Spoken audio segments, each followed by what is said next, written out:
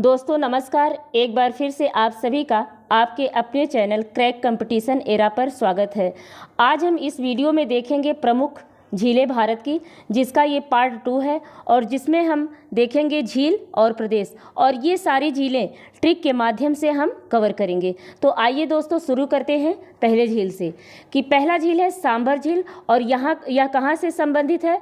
तो यह जो है राजस्थान से संबंधित है। सांभर झील राजस्थान। इसे याद कैसे करेंगे? तो याद करने का जो माध्यम बनाया है ट्रिक का वो ये है दोस्तों कि कोई ऐसा राज्य है जहाँ सभी भरे हैं। क्या? सभी भरे हैं। ऐसा राज्य है जहाँ सभी भरे पूरे हैं, हर धन धान्य सुख संपदा से सभी भरे हैं। कोई ऐसा राज्य है, ऐसा स्थान है कि जहाँ सभी भरे पूरे हैं। तो इस तरह से हम याद करेंगे। सांभर झील किस राज्य से संबंधित है? राजस्थान से। ऐसा राज्य है जहाँ सभी भरे पूरे हैं, तो सांभर झील राजस्थान। अगला देखेंगे लोकटक झील। लोकटक झील किससे संबंधित है? तो मणिपुर राज्य से संबंधित है। अब इसे कैसे याद करेंगे हम? याद करने का जो तरीका बनाया है बहुत इजी तरीका है जिसे आप याद कर पाएंगे। देखिए, मणिपुर में एक शब्द आ रहा है मणि, और लोकटक में आ रहा है लोक और टक। लोक का मतलब लोग, टक माने एक टक देखना। देखिए क्या होता है, मणि एक कीमती पत्थर है। इसे जब लोग देखते हैं तो एक टक देखते हैं, एक टक क्या करते हैं? टुकुर टुकुर देखने लगते हैं मणि को। काश कि मुझे ये मणि मिल जाए। तो लोग क्या करते हैं? मणि को एक टक देखने लगते हैं। तो लोकटक झील किससे संबंधित है? मणिपुर राज्य से। अगला देखेंगे इसमें कोलेरू झील कहाँ से संबंधित है?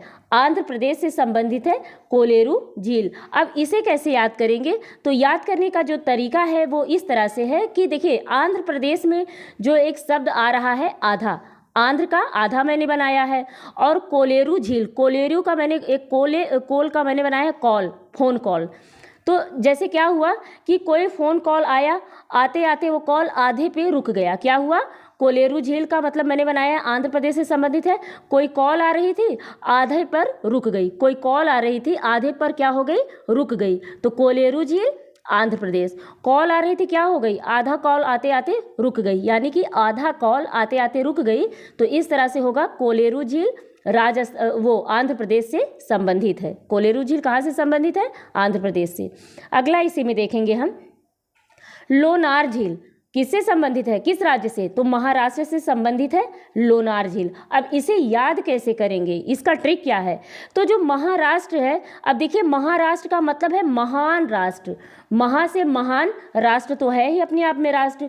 तो कोई जो महान राष्ट्र है वहाँ के लोग हैं। लोनार झील, तो लोन से हो गया, लोन जो हम लोग बैंक से लोन लेते हैं।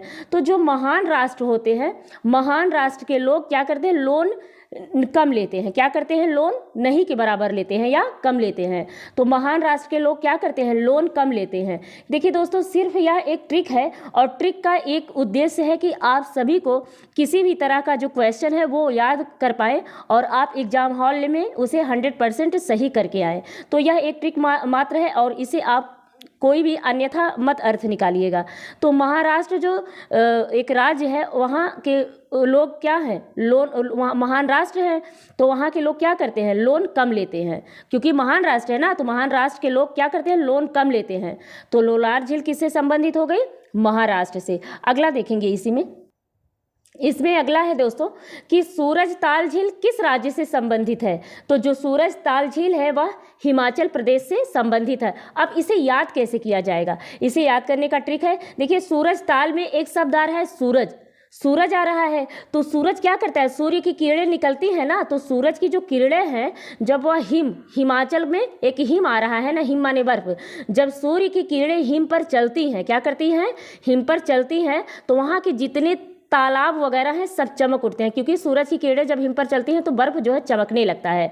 तो जब सूरज की चमक या सूरज की किरणें हिम पर चलती हैं तो वहाँ के तालाब वगैरह क्या करते हैं? चमक जाते हैं। तो सूरजताल झील किससे संबंधित है? हिमाचल प्रदेश से। यानी कि जब सूरज की किरणें चलती है तो हिम जो है, जब सूरज की किरणें चलती है तो हिम चमक जाते हैं और वहाँ का तालाब भी चमक जाता है। तो सूरजताल झील कहाँ से संबंधित है? हिमाचल प्रदेश से। अगला देखेंगे इसी में अष्टमुडी झील। अष्टमुडी झील कहाँ से संबंधित है? तो वह केरल से संबंधित है। अब इसे याद कैसे करेंगे हम? अष्टमुडी अष्टमुडी झील क्या हो गया? केरल से संबंधित है। तो अब कोई जैसे कोई व्यक्ति है वो बहुत गुस्से में आ गया है, बहुत गुस्से में आ गया, तो उसकी एक मुंडी है, मुंडी माने गर्दन, उसकी एक मुंडी है, उसने क्या किया? गुस्से में अपनी मुंडी को 8 कर दिया, उसकी 8 मुंडी हो गई। क्या हो गया? उसने 8 मुंडी कर लिया गुस्से में। एक आदमी है, उसने क्या किया? गुस्से में आया और अपनी एक मुंडी को 8 मुंडी में, अष्टमुडी माने 8 मुंडी में, केरल माने कर लिया।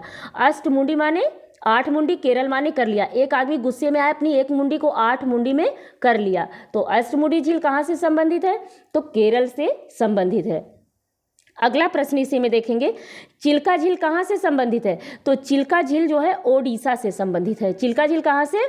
ओडिशा से संबंधित है। अब इसे याद कैसे करेंगे? तो देखिए कैसे याद किया, कैसे बनाया है ट्रिक। जैसे कोई दिशा नाम की लड़की है, दिशा, ओडिशा, तो ओ को हम जैसे बुला रहे हैं ओ दिशा, चिल्का माने कम चिल्लाओ, ओ दिशा कम चिल्लाओ, ओ दिशा कम चिल्लपो करो।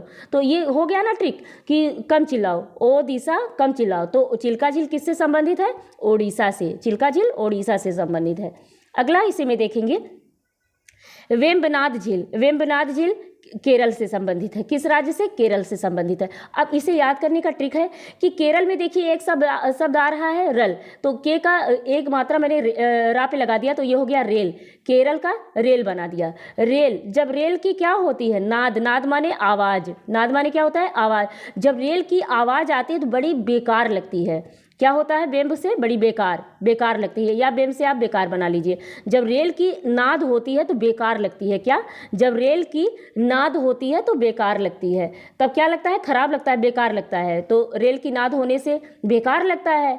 तो ये ट्रिक है। तो ट्रिक को हमने जो बनाया है, वेम्बनाड झील किससे संबंधित है? केरल से संबंधित है। ये ट्रिक के माध्यम से याद हो गया है कि जो रेल है, रेल जब नाद निकालती है तो बहुत बेकार लगता है। तो वेम्बनाड झील किससे संबंधित है? केरल से संबंधित है। अगला इसी में देखेंगे पंचभद्रा झील।